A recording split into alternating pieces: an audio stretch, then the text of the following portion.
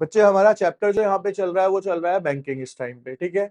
Banking के अंदर मैं 5 मिनट में आपको ओवरव्यू दे रहा हूँ स्टार्टिंग से सारा का सारा, उसे ध्यान से सुनेंगे आप। सबसे पहली क्लास में बेटा बैंकिंग में हमने ये पढ़ा था कि सर बैंक्स कितने टाइप के होते हैं, तो मैंने आपको बताया था एक होता है सेंट्रल बैंक जो कि सिर्फ एक होता है, दूसरा होता है हमारे कमर्शियल बैंक जो कि बहुत सारे होते हैं। फिर बच्चे मैंने आपको बताया था कि सेंट्रल बैंक तो एक ही है, वो गवर्नमेंट का ही होता है, लेकिन जो कमर्शियल बैंक है वो दो तरीके के होते हैं, कुछ प्राइवेट होते हैं, कुछ क्या होते हैं हमारे गवर्नमेंट होते हैं। देयर आफ्टर हमने पढ़ा था कि सर कमर्शियल बैंक्स के फंक्शंस क्या होते हैं, तो उसमें हमने पढ़ा था कि कमर्शियल बैंक का जो मेन प्राइमरी फंक्शन है वो क्या है, एक्सेप्टिंग डिपॉजिट, यानी वो हमसे डिपॉजिट एक्सेप्ट करता है। और जब हमें रिक्वायरमेंट होती है तो लोन की, तो क्या करता है बेटा, ग्रांटिंग लोन, हमें क्या प्रोवाइड कराता है बच्चे, वो लोन प्रोवाइड कराता है। उसके अलावा बहुत अलग अलग सर्विसेज और वो देता है, लॉकर की सर्विस वो एक्सवाइजेड अलग थी। उसके बाद बच्चे हमने पढ़ा कि सेंट्रल बैंक किसे कहा जाता है, सेंट्रल बैंक के काम क्या होते हैं। तो सेंट्रल बैंक के फंक्शन में हमने सबसे पहला फंक्शन जो पढ़ा था बेटा वो पढ़ा था बैंक ऑफ इशू। वो क्या करता है बेटा, एक तरीके से बैंक इशू क्यों कहलाता है, क्योंकि जितनी भी नोट्स और करेंसी हैं वो कौन इशू करता है बेटा, हमारा सेंट्रल बैंक करता है। दूसरा सर वो बैंकर्स बैंक कहलाता है, बैंकर्स ऑफ गवर्नमेंट सॉरी, जितने भी गवर्नमेंट डिपार्टमेंट्स हैं बेटा, जैसे इनकम टैक्स डिपार्टमेंट है या जो बड़े बड़े हैं, इन सबका अकाउंट कहाँ पे होता है बेटा, डायरेक्टली आरबीआई के पास होता है। उसकी देखरेख कौन करता है, सारा का सारा रिजर्व बैंक ऑफ इंडिया करता है। उसके बाद बेटा बैंक का क्या होता है, ये सुपरवाइजर होता है, यानी जितना भी हमारे यहाँ पे फाइनेंशियल सर्विसेज चल रही है ना, फाइनेंस चलता है, उसको सुपरवाइज करने का काम किसको मिला हुआ है बेटा, पूरा का पूरा आरबीआई के पास है, ठीक है। उसके बाद हमने इसमें पढ़ा कि सर ये बैंक जो होता है गवर्नमेंट का इन्वेस्टर भी होता है। गवर्नमेंट का इन्वेस्टर मतलब गवर्नमेंट के बिहाफ पे जो इन्वेस्टमेंट का काम करता है वो कौन करता है बेटा, हमारा आरबीआई करता है। यानी गवर्नमेंट को कहाँ पे पैसा लगाना है, किस तरीके से रिजर्व्स मेंटेन कर रहे हैं, वो सारा कौन करता है बेटा, हमारा आरबीआई करता है। अब नेक्स्ट जरा ध्यान से सुनना मेरी बात।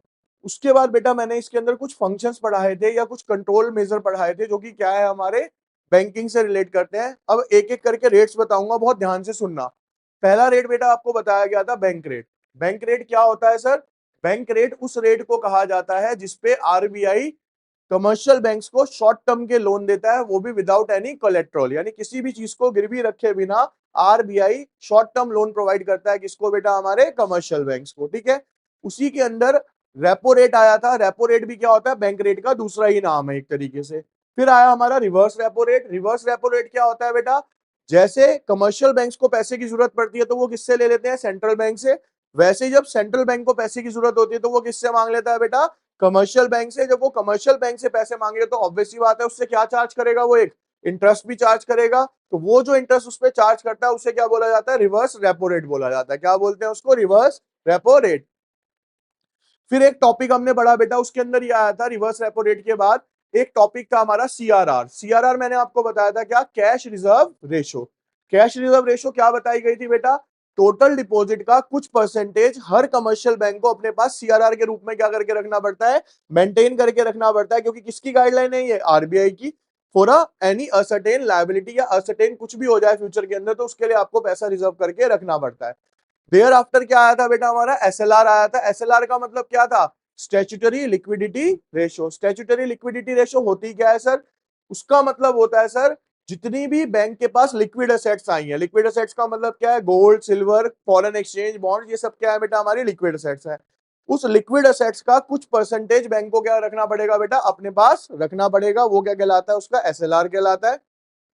फिर उसके बाद आया था बेटा आपका क्या, lender of last resort. Lender of last resort में मैंने आपको क्या पढ़ाया था, जब हमारे कमर्शियल बैंक किसी मुसीबत में फंस जाते हैं, जब उनके पास पैसे की शॉर्टेज पड़ जाती है, तो उस टाइम पे जो सेंट्रल बैंक है, आरबीआई है, वो उनकी मदद करने के लिए आगे आता है, ठीक है, अंतिम ऋणदाता के रूप में, और लोगों को भरोसा दिलाता है कि आपका पैसा डूब नहीं रहा, आरबीआई पीछे बैठा है, वो सारा कुछ आपको पैसा पेमेंट कर देगा। फिर एक आया बेटा clearing house function. Clearing house function क्या समझाया मैंने, कि जब एक बैंक का चेक दूसरे बैंक में जाता है, यानी म्यूचुअल ट्रांजेक्शन्स होती हैं कुछ, तो उसको सेटल डाउन करने के लिए एक प्रोसेस बनाई गई है जिसे क्या बोला जाता है बेटा, क्लियरिंग हाउस फंक्शन बोला जाता है। फिर मैंने आपको पढ़ाया था इसके अंदर क्या, मार्जिन रिक्वायरमेंट। क्या पढ़ाया था, मार्जिन रिक्वायरमेंट क्या थी सर, मार्जिन रिक्वायरमेंट का मतलब होता है कि जब आप बैंक से लोन लेते हो लॉन्ग टर्म के लिए, तो आपको कोई ना कोई चीज क्या रखनी पड़ती है बेटा, गिरवी रखनी पड़ती है, कोलेट्रल रखनी पड़ती है। जब आप कोई चीज वहां पे कोलेट्रल रखते हो तो उस चीज की जो वैल्यू है, मान लो मैंने एग्जांपल दिया था कि प्रॉपर्टी आपने 1 करोड़ की गिरवी रखी है, तो आपको उस 1 करोड़ की प्रॉपर्टी के बदले में 1 करोड़ का लोन नहीं मिलेगा, थोड़ा कम मिलेगा। जो वो आपको लोन के पैसे, मान लो 1 करोड़ की प्रॉपर्टी के बदले में 80 लाख का लोन मिला, तो जो 20 लाख रुपए है वो क्या है बेटा, बैंक की मार्जिन रिक्वायरमेंट कहलाती है। उसके बाद लास्ट था बेटा क्या हमारा, सब कुछ करने के बाद एक लास्ट पॉइंट आया था, उसका नाम था क्या बेटा इसके अंदर, मोरल्स क्वेश्चन। मोरल्स क्वेश्चन क्या होता है सर, जब आरबीआई की कोई बात कमर्शियल बैंक्स फॉलो नहीं करते तो बैंक अपनी पावर का यूज करके, आरबीआई अपनी पावर का यूज करके उन्हें क्या करता है बेटा, नोटिफाई करता है या उनसे वो काम करवाता है। उस प्रोसेस को क्या बोला जाता है, मोरल्स क्वेश्चन। हिंदी में बोला जाता है नैतिक प्रभाव डालना, यानी अपने पावर का यूज करके उनसे बात करवाना। ठीक है जी। अब आज की क्लास में जो हम टॉपिक डिस्कस करने जा रहे हैं ना बेटा, वो बहुत इंपॉर्टेंट रहने वाला है, one of the major topic है इसका। कुछ पार्ट तो इसका मैं डिस्कस कर भी चुका हूं आपसे, ठीक है, कुछ और डिस्कस करेंगे। आज की क्लास का यही मेजर क्वेश्चन है, इसको ध्यान से देखना आप, ठीक है। दोबारा से आते हैं बेटा एक टॉपिक पे। एक टॉपिक था बेटा मेरा इन्फ्लेशन, और दूसरी तरफ बेटा मेरा टॉपिक था यहां पे डिफ्लेशन। सिंपल इसमें आपको दो चीजें याद रखनी है सर, इन्फ्लेशन के कारण क्या है, ठीक है, क्या इन्फ्लेशन का क्या बताओ सर, कॉज बताओ। और दूसरी तरफ मैंने लिखवाया था कि इसको कंट्रोल कैसे करना है। तो बेटा कॉज मैंने बताया था बच्चे आपको, इंक्रीज इन मनी। जब भी बेटा इकोनॉमी के अंदर पैसे की सप्लाई क्या हो जाएगी सर, बढ़ जाएगी, तो इकोनॉमी में क्या देखने को मिलेगा, इन्फ्लेशन देखने को मिलेगा। और उस इन्फ्लेशन को सर अगर मेरे को कंट्रोल करना है तो उसका अपोजिट करना पड़ेगा, यानी सर मनी सप्लाई को मार्केट से क्या करना पड़ेगा, कम करना पड़ेगा।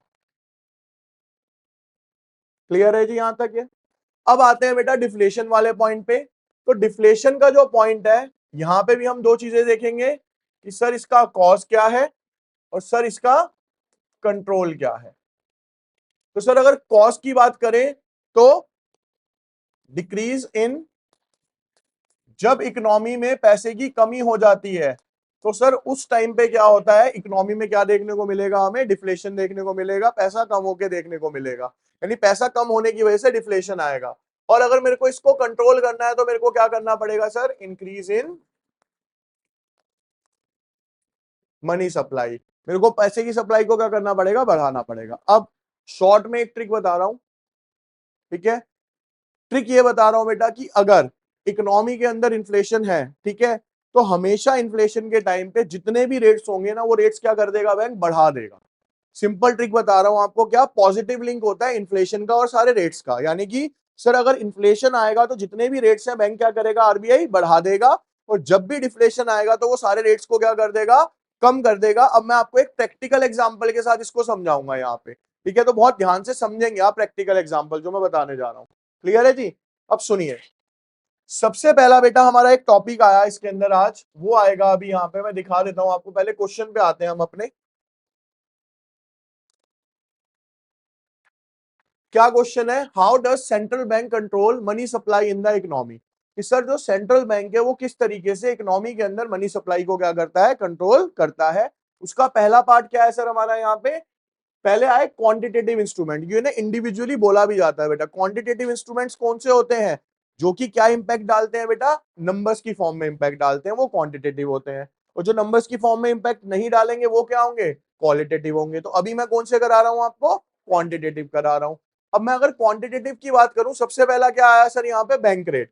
बैंक रेट को यही समझाने की कोशिश करते हैं, थोड़ा सा ध्यान से सुनना, ठीक है। एक जो प्रैक्टिकल एग्जांपल दूंगा वो ध्यान से सुनेंगे, अभी लिखेगा कोई नहीं, नेक्स्ट क्लास में सबके नोट्स चेक होंगे और लिखे चाहिए मेरे को फिर लेके, ठीक है, अभी कोई नहीं लिखेगा यहाँ पे। यहाँ देखिए बेटा, बैंक रेट मैंने आपको क्या बताया था, पहले वो समझते हैं थोड़ा सा। सर बैंक रेट वो रेट होता है जिसपे RBI gives loan to commercial, ये सबको समझ आ गया कि सर जिसपे सेंट्रल बैंक किसको लोन दे रहा है, यहाँ पे कमर्शियल बैंक को लोन दे रहा है। अब यहां पे बहुत ध्यान से ये समझिए, ये रहा बेटा आपका बैंक रेट, ठीक है। बैंक रेट क्या है, मान लो कमर्शियल बैंक को जो लोन मिल रहा है वो 7% पे मिल रहा है, कितने में मिल रहा है, ठीक है, ये बैंक रेट हो गया। तो बेटा जो कमर्शियल बैंक है वो आगे जो इंटरेस्ट देगा वो 7% पे देगा या उससे ज्यादा पे देगा। दोबारा क्वेश्चन सुन लो, कमर्शियल बैंक लोन किससे लेने जा रहा है, आरबीआई से। आरबीआई ने उसे लोन दिया 7% रेट ऑफ इंटरेस्ट पे। अब उसने लोन ले लिया। कमर्शियल बैंक किसको लोन देता है बेटा? आम पब्लिक को। जब वो आगे पब्लिक को लोन देगा तो वो 7% पे देगा या उससे ज्यादा पे देगा? सर ऑब्वियस सी बात है, उस पे ज्यादा पे देगा, उसने भी पैसे कमाने हैं, यही है ना? ठीक है, क्या देगा? उससे ज्यादा पे देगा। अब ध्यान से सुनना, अगर ये 7% है तो ऑब्वियस सी बात है जो कमर्शियल बैंक लोन देगा वो मान लो 8% पे दे रहा है, एग्जाम्पल के तौर पे। अब बेटा अगर इकोनॉमी के अंदर, ध्यान से सुनना इधर, इकोनॉमी में इन्फ्लेशन आ गया, क्या आ गया? मैंने आपको क्या बताया कि इन्फ्लेशन के टाइम पे सारे रेट्स को कौन बढ़ाएगा? आरबीआई बढ़ाएगा। तो इन्फ्लेशन को कंट्रोल करने के लिए सपोज करो अब आरबीआई ने जो यहाँ पे रेट ऑफ इंटरेस्ट है वो कितना कर दिया? 9%। जब ये 9% करेगा तो मैं मान के चलता हूं इसने सिर्फ कितना करा? 10% करा। अब आप मेरे को आम पब्लिक के रूप में बताओ, जब आपको किसी लोन पे ब्याज ज्यादा लेना पड़ता है तो आप लोन ज्यादा लेते हो या कम लेते हो? कम लेते हो। तो जब बेटा इंटरेस्ट रेट बढ़ेगा तो लोग लोन लेना क्या कर देंगे? कम कर देंगे। जब वो लोन लेना कम करेंगे तो इकोनॉमी में मनी की सप्लाई क्या हो जाएगी सर? कम हो जाएगी। और यही बैंक चाहता था, क्योंकि इन्फ्लेशन था, पैसा ज्यादा था, उसे क्या करना था? पैसे को कम करना था। तो उसने क्या करा बेटा? रेट्स को बढ़ा दिया। समझ आया पॉइंट? अब देखो क्या लिखा है, the bank rate is the rate at which the central bank gives credit to the commercial bank. The increase or decrease in the bank rate is often followed by the increase or decrease in the market rate of interest।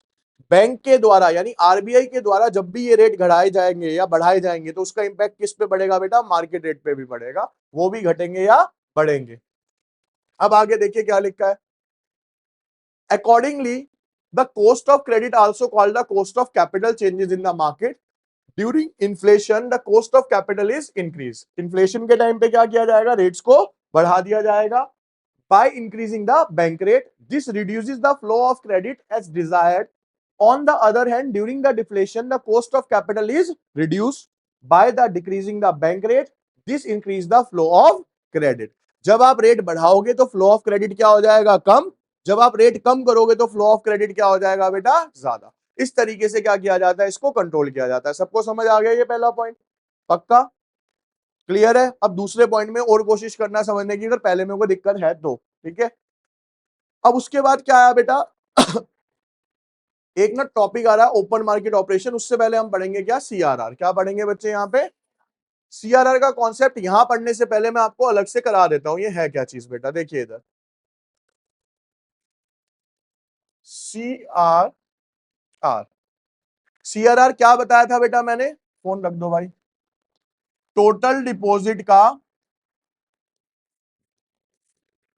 कुछ percentage अपने पास cash reserve के रूप में रखना होता है, यही बताया था भाई। क्लियर है? अब बहुत ध्यान से सुनना जो मैं कह रहा हूं बेटा। मान लो एक कमर्शियल बैंक का एग्जांपल लेते हैं, ये है एसबीआई। क्या है? एसबीआई। इसके पास बेटा आज का जो कैश डिपॉजिट आया है टोटल, वो मान के चलिए वो कितना आया है? 1 लाख रुपए। ठीक है बच्चे, बैंक जो सीआरआर रखने को कहता है आरबीआई, वो कहता है कि आपको अपने पास कितना रखना है? 4% आपको रिजर्व के रूप में अपने पास रखना है। अब वो 4% रखेगा तो अपने पास कितना रखेगा बेटा? वो 4,000 ना। 1 लाख में से 4,000 चले गए तो अब वो मार्केट में लोन कितने का दे पाएगा बेटा? 96,000 रुपए का। यहां तक समझ आ गई कहानी सबको? ठीक है, बड़े इजी एग्जांपल से समझा रहा हूं मैं अभी। अब क्या हुआ सर? इकोनॉमी के अंदर क्या आया सर? हमारे इन्फ्लेशन आ गया। क्या आ गया सर? यहाँ पे मैंने आपको एक छोटी सी ट्रिक क्या बताई, इन्फ्लेशन के टाइम पे सारे रेट्स को बढ़ा दो। अब मान लो अभी भी कैश डिपॉजिट 1 लाख ही है, लेकिन क्योंकि इन्फ्लेशन था तो बैंक ने क्या करा? आरबीआई ने रेट बढ़ा दिया। अब रेट बढ़ा के ये कर दिया कितना? मान लो 6%। तो अब बैंक को कितना रखना पड़ेगा अपने पास? अब वो मार्केट में लोन कितना दे पाएगा? तो ये आपकी क्या थी बेटा? एक तरीके से मनी सप्लाई। क्या थी? मनी सप्लाई पहले से बढ़ गई या कम हो गई सर? और इन्फ्लेशन के टाइम पे मेरे को क्या करना था? इसे कम ही तो करना था, हो गई कम। चलो ठीक है, क्या हो गई बेटा यहाँ पे ये? उसके बाद बेटा यहाँ पे आता है क्या? डिफ्लेशन। डिफ्लेशन के टाइम पे मैंने आपको क्या बताया? सारे रेट्स को क्या कर देगा? वो कम कर देगा। अब मान लो बच्चे पहले कितना ले रहा था वो? यहाँ 4%। अब उसने यहाँ पे कर दिया ये 3%, तो अब बैंक को कितना रखना पड़ेगा अपने पास? 3,000। 3,000 अपने पास रखेगा तो लोन कितने का दे पाएगा? 97,000। मनी सप्लाई क्या हो गई सर मेरी? इजीली समझ आ गया होगा सबको ये कॉन्सेप्ट, ठीक है। तो इसी तरीके से क्या किया जाता है बच्चे, इन्फ्लेशन और डिफ्लेशन को क्या करा जाता है? कंट्रोल किया जाता है। बुक लैंग्वेज पढ़ने से, थ्योरी पढ़ने से कुछ नहीं होगा जब तक आपको कॉन्सेप्ट क्लियर नहीं होगा कि इकोनॉमी के अंदर कैसे चेंज होता है, ठीक है। इसीलिए आपको प्रैक्टिकल करके दिखा रहा हूं, बुक के अंदर नहीं दिखाया जाएगा, ठीक है। इसलिए प्रैक्टिकल एग्जांपल दिया जा रहा है। इन एग्जांपल्स को नेक्स्ट क्लास में सब लिख के लेके आएंगे नोट्स के ऊपर, ठीक है। उसके लिए लेक्चर देखना जरूरी नहीं है, मेरे से ज्यादा समझदार हो, पॉज कर लोगे, लिख के ले आओगे, मुझे पता है, ठीक है। लेकिन लिख के ले आना, नहीं देखते तो मेरा कोई नुकसान है नहीं उसमें, देखोगे तो आपका ही फायदा है, ठीक है। अब देखिए बेटा, अब यहाँ पे सेम चीज लिखी है जो मैंने वहां पे एग्जाम्पल में समझाई है। क्या कहता है? This refers to legally required cash reserve of the commercial bank with the central bank as a percentage of their total deposit. This is fixed by the central bank and is varied from time to time. ये क्या होता है बेटा? कौन तय करता है? RBI. लेकिन टाइम टू टाइम क्या होता रहता है? ये चेंज होता चला जाता है। कहता है view to controlling the supply of money in the economy. और ये चेंज क्यों होता है बेटा? मनी सप्लाई को कंट्रोल करने के लिए। If central bank wants to reduce the money supply in the economy at the time of inflation, increase the CRR. Inflation के टाइम पे वो सीआरआर को बढ़ा देगा, और उसका opposite at the time of deflation central bank decrease the CRR. और deflation के टाइम पे क्या करेगा बेटा? उस रेट को वो कम कर देगा। यहां तक समझ आ गया सबको? इसके बाद आती है बेटा सेम स्टैट्यूटरी लिक्विडिटी रेशियो। यहां पे भी क्या करेगा वो? इन्फ्लेशन के टाइम पे स्टैट्यूटरी लिक्विडिटी रेशियो को बढ़ा देगा कि आपको रिजर्व ज्यादा रखना है, जिससे कि पैसे की सप्लाई क्या हो जाए? कम। और डिफ्लेशन के टाइम पे इस रेट को क्या कर लेगा बेटा? वो कम करेगा। देखो क्या लिखा है, this refers to the liquid assets of the commercial bank which they are required to maintain on daily basis. बेटा एक ना रिक्वायरमेंट क्रिएट कर देता है कि आपको ना डेली बेसिस पे इतना लिक्विड एसेट्स अपने पास मेंटेन करके रखना है as minimum percentage of their total deposit, अपने टोटल डिपॉजिट के परसेंटेज के बराबर। The liquid assets include cash, gold etcetera. SLR is fixed by the RBI and has varied from time to time as yet another instrument of its monetary policy। ये भी क्या है बेटा? एक अलग monetary policy का इंस्ट्रूमेंट है। Like CRR, at the time of inflation, central bank increased the SLR to reduce the supply of money, and at the time of deflation, central bank increased the SLR to increase the supply of money। Same ही हो गया ये, ठीक है। आपको simple याद रखना है, पॉजिटिव लिंक। इन्फ्लेशन में बढ़ाओ, कोई भी रेट उठा लेना, सब में यही होगा, ठीक है। अब आते हैं बेटा क्या है यहाँ पे? मार्जिन रिक्वायरमेंट पे। किस पे आते हैं? मार्जिन। मैंने लास्ट क्लास में समझाया था, लेकिन फिर भी एक छोटा सा एग्जांपल लेके दोबारा क्लियर कर देता हूं बच्चे आपको। यहाँ पे देखिए, मार्जिन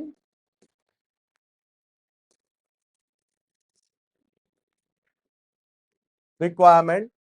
आपने बेटा एक चीज उसको कोलेट्रल दी,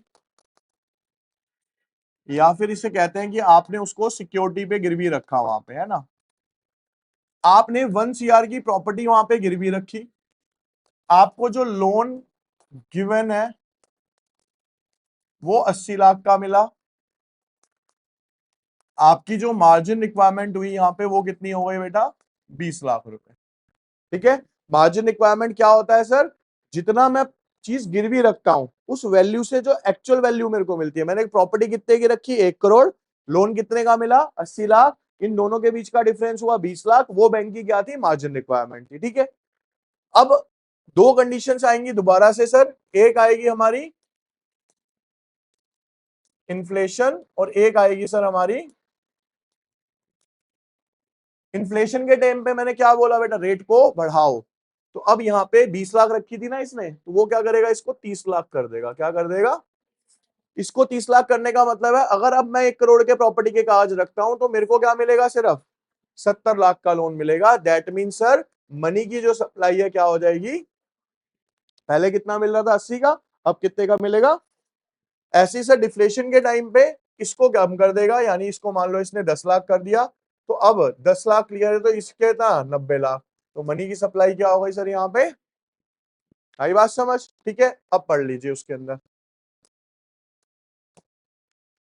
कहता है the margin requirement of loan refers to the difference between the current value of the security offer for loan called collateral and the value of loan guaranteed, यानी जो आपने कोलेटरल रखा है और जो आपने लोन लिया है उसके बीच का जो डिफरेंस है वो क्या है सर, हमारी मार्जिन रिक्वायरमेंट है।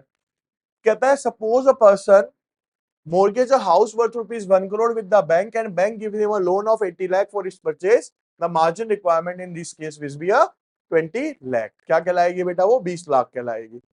इसके बाद ना ये टर्म बेटा अभी हमने पढ़ा ही नहीं है, ये क्या है बेटा, यहाँ पे rationing of credit, rationing of. अब राशनिंग ऑफ क्रेडिट होता क्या है इसको समझो, इसे हम बोल सकते हैं कंट्रोल ऑन क्रेडिट।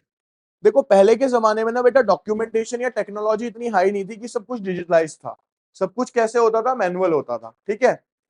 अब देखो मैं इसके पीछे ना एक कहानी बता रहा हूं, उस कहानी को समझ जाओगे तो ये टॉपिक अपने आप समझ आ जाएगा।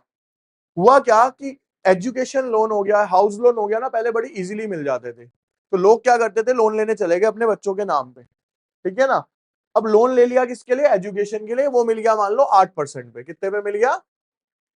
अब आपने 10 लाख का लोन लिया, 8% पे लिया, तो आपका ब्याज कितना जाएगा बेटा, 80,000, यही जाएगा ना।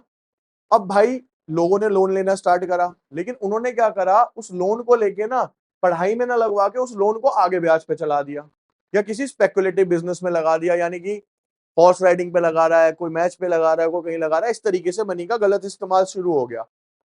ये क्या करते थे, इनसे 8% पे लेके आगे इन्होंने क्या करा बेटा, 16% पे, 20% पे आगे लोन दे दिया। क्या सोच के कि वहां से ब्याज आएगा, हम बैंक का ब्याज दे देंगे, एक्स्ट्रा पैसा बचेगा, वो हमारी इनकम हो गई, कमाई का जरिया बना लिया उन्होंने।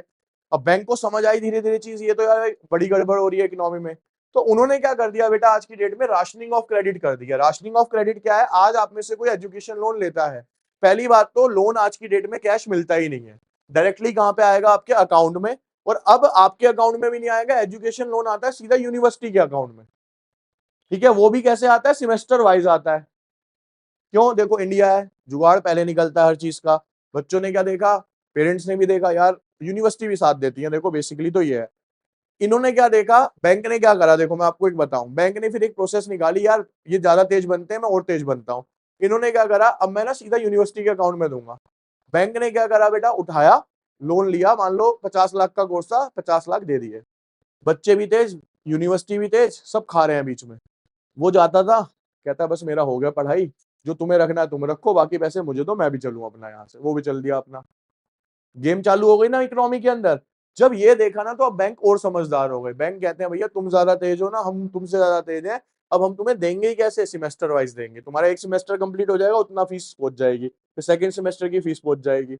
ऐसे ही मकान पे करा, मकान पे लोन ले लेते, 4 मंजिल बनानी है, कंस्ट्रक्शन लोन दे दो हमें, दे दिया। अब बनाई नहीं, जब बैंक आता था भाई देखने, 2 ही मंजिल बनी है यहाँ तो, अब और चल दिया। पर फ्लोर वाइज लोन पे मिलता है भाई, एक फ्लोर लोगे, वो कहेंगे एक फ्लोर का कंस्ट्रक्शन करो, हमें बिलिंग दिखाओ, उस बिल का अमाउंट हमसे ले जाओ।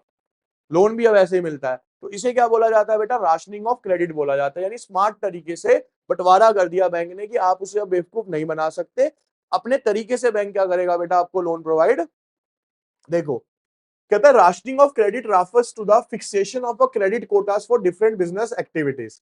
इन्होंने क्या करा बेटा, अलग अलग बिजनेस एक्टिविटीज के लिए कोटा फिक्स कर दिया कि इससे ज्यादा लोन आपको प्रोवाइड नहीं होगा।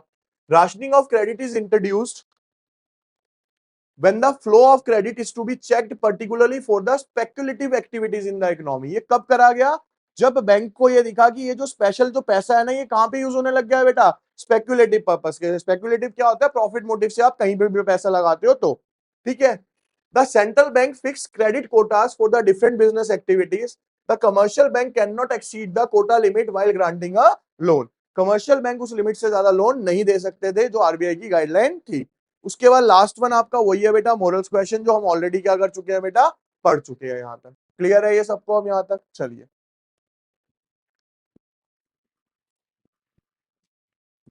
बच्चे अब आपका एक लास्ट टॉपिक इस चैप्टर का जो लग रहा है वो क्या है बेटा, क्रेडिट क्रिएशन। क्रेडिट क्रिएशन होता क्या है सर, बेसिकली ये समझते हैं। मैंने आपको क्या बताया था कि बेटा जो आपका पैसा बैंकों के पास होता है, उसी पैसे को बैंक क्या करता है बेटा, आगे लोन के रूप में डिस्ट्रीब्यूट कर देता है। इसी को क्या बोला जाता है, क्रेडिट क्रिएशन की एक तरीका बोला गया है। क्रेडिट क्रिएशन करने के लिए ना हमें दो तीन चीजें पता होनी चाहिए थी, जो अब आप सबको पता है। एक तो सर सीआरआर, और एक होता है एसएलआर, और उसका एक कॉम्बिनेशन होता है बेटा, उसे बोलते हैं एलआरआर। बेसिकली एलआरआर कुछ भी नहीं है, एलआरआर को बोला जाता है legal reserve ratio. Legal reserve ratio is a combination of a CRR और एसएलआर। लेकिन particularly in India LRR is known by a CRR. ज्यादातर जो एलआरआर है जो किसकी बेस पे मेजर होता है बेटा, सीआरआर की बेस पे होता है। तो आप शॉर्ट में ये समझ सकते हो कि LRR is equal to CRR, मान के चल सकते हो आप, ठीक है। अब यहाँ पे ना एक फॉर्मूला दिया है, उस फॉर्मूले को समझेंगे पहले आप, मैं आपको थोड़ा सा समझाता हूं। देखो यहाँ पे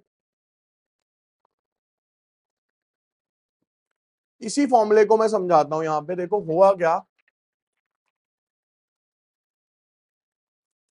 फॉर्मूला होता है बेटा यहाँ पे मनी मल्टीप्लायर का।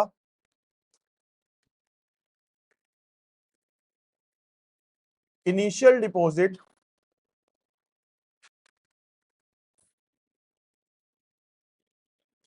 इनिशियल डिपॉजिट मल्टीप्लाई बाय 1 में एलआरआर, ठीक है। यानी जो आपके पास डिपॉजिट आया है उसको क्या करा बेटा आपने, एक तरीके से इस फॉर्मूले से मल्टीप्लाई कर दिया। अभी ना इसको और अच्छे से हम समझते हैं, अच्छे तरीके से एक प्रैक्टिकल एग्जांपल से। देखिए बेटा, credit creation money multiplier is equals to initial deposit into में 1 में एलआरआर, ठीक है। अब बहुत ध्यान से जो मैं बता रहा हूं ना उसको बहुत ध्यान से सुनना भाई, वरना मिस हो जाएगा ये पूरा कॉन्सेप्ट। बेटा एक ए पर्सन है, उसने अपने एसबीआई के अकाउंट में 1,000 रुपया डाला। तो ये 1,000 रुपया एसबीआई के लिए क्या करेगा बेटा, इनिशियल डिपॉजिट कहलाएगा, ठीक है, कि डिपॉजिट आया। मान लो गवर्नमेंट ने जो अभी एलआरआर निकाला हुआ है वो कितना बोला हुआ है, 20%। कितना बोला है बच्चे यहाँ पे। अब होगा क्या, मैं आपको बताता हूं। ये जो बैंक में पैसे आए हैं, अब इस बैंक ने क्या करना है बेटा, इस बैंक को पता है कि जो ये पैसा है इसमें से 20% तो लीगल रिजर्व रेशो क्या है कि इतना पैसा मेरे को अपने पास निकाल के रखना है, बाकी का मैं क्या कर सकता हूं, आगे लोन के रूप में डिस्ट्रीब्यूट कर सकता हूं।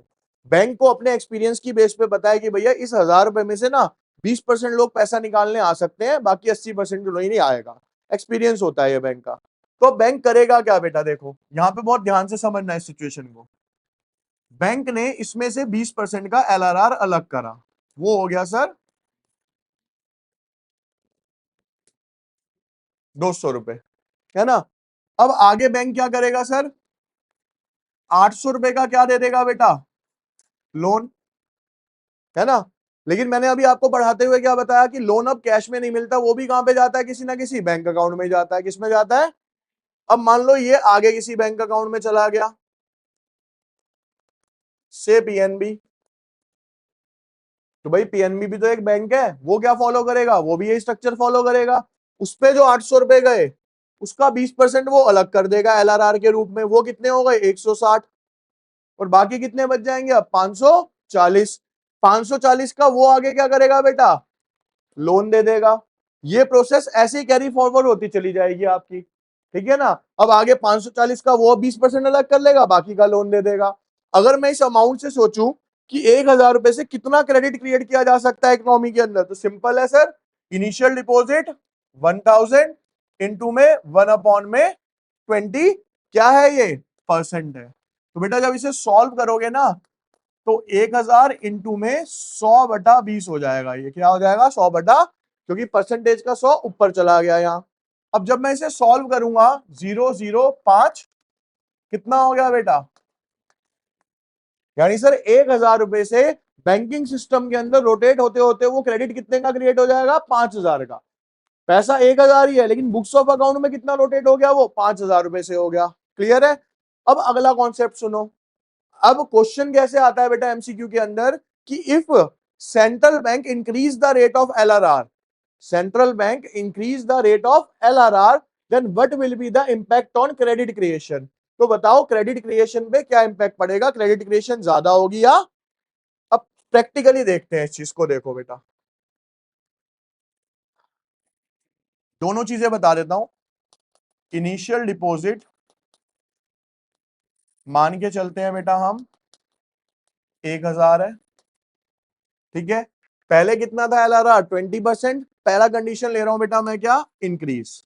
बैंक ने 20 से कितना परसेंट कर दिया अब इसको, तो अब मैं अगर फॉर्मूला लगाऊंगा तो 1000 इंटू में 100/40 हो जाएगा, ये यही हो जाएगा ना जी। 100/40 समझ आ गया सबको कैसे आया, पक्का? आशीष जी समझ आ गया पक्का? बोल क्यों नहीं रहे? 1 अपॉन में LRR है बेटा यहाँ पे, तो 1 अपॉन में कितना हो गया यहाँ पे, ये 40%। 40% को जो परसेंटेज करोगे तो 100 कहाँ आ जाएगा आपका, ऊपर। इसको बेटा आपने यहां से काटा तो ये हो जाएगा 2 पॉइंट, अब कितना कर पाएगा बेटा ये, 2500। वही कॉन्सेप्ट आ गया जो बताया था क्या सर, जब भी रेट बढ़ेगा तो पैसा क्या हो जाएगा, कम हो जाएगा। तो जब LRR भी बढ़ेगा तो ऑटोमेटिकली क्रेडिट क्रिएशन क्या हो जाएगी सर। अब उसका अपोजिट, पहले 20% था, अब मान लो उसने कितना कर दिया, अब 10% करेगा तो सर 1000 इंटू में 100/10, कितना गुना हो गया, अब ये 10 गुना हो गया। तो अब कितने की क्रिएशन होगी, तो यानी सर LRR कम होगा तो क्रेडिट क्रिएशन ज्यादा होगा, LRR ज्यादा होगा तो क्रेडिट क्रिएशन। सिंपल सा कॉन्सेप्ट था ये, ठीक है। अब यहां पे देखिए इसको जरा, यहां पे देखो यही सेम चीज लिखी हुई है। 100 रुपए पे 20% था तो कितना कर पाया, ये 5 गुना हो गया था ना बेटा, कितना हो गया यहाँ पे 500 रुपए। मैंने 1000 का एग्जाम्पल लिया था, उसने 100 का लिया था। अब आपका काम बेसिकली क्या है बेटा, इस वाले पॉइंट को ना एक बार पूरा थोरोली पढ़ लेना, जो मैंने आपको फॉर्मेट में बताया ना अभी कि 1000 लगाएगा इतना बढ़ जाएगा, ये सब कुछ यहाँ पे लिखा हुआ है, इसको कर जरूर लेना लेकिन, ठीक है जी।